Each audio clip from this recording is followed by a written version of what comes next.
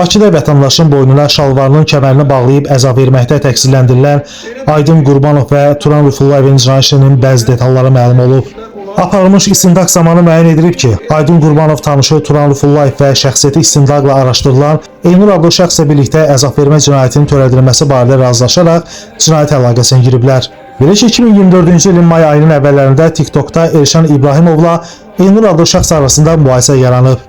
Bu mübahisənin həll olunması üçün Aydın Qurbanov tanışları Elnur adlı şəxs və Turan Rüfullayev ilə birlikdə avtomobillə Elşan İbrahimovun yaşadığı Xətai rayonu Zıl qəsəbəsində yerləşən evinin qarşısına gəliblər. Onlar Elşan İbrahimovun mübahisənin həll olunması üçün yaxınlıqda yerləşən çay evlərinin birinə getmək məqsədi ilə avtomobilə dəvət ediblər. Elşan həmin avtomobilə əyləşib. Həmin gecə saat 02:30 radələrində Elşanın yanında arxa oturacaqda əyləşmiş Aydın Qurbanov əynində olan şalvarının kəmərini çıxararaq onun boynuna keçirərək sıxaraq bağlayıb.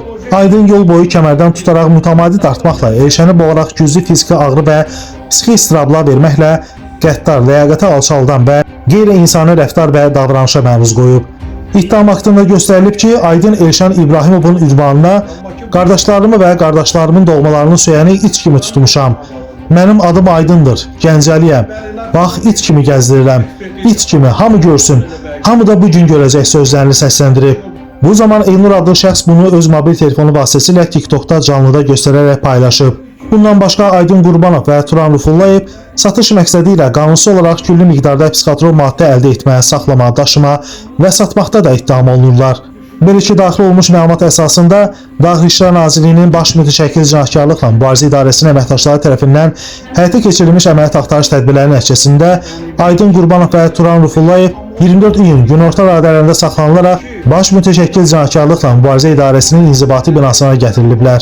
Onlara qarşı Cinayət Məcəlləsinin 133.2.3-cü, yəni bir qrup şəxs, qabaqcadan əlbir olan bir qrup şəxs, mütəşəkkil dəstə və ya cinayətkar birlik təşkilat tərəfindən əzab vermə, 234.4.3-cü, yəni satış məqsədi ilə küllü miqdarda narkotik hazırlama, daşıma, saxlama və 234.4.1-ci, yəni narkotik vasitələri və psixotrop maddələrin qanunsuz dövriyyəsi xüsusi və küllü miqdarda törəldildikdə maddələrlə ittiham rəis sürülüb.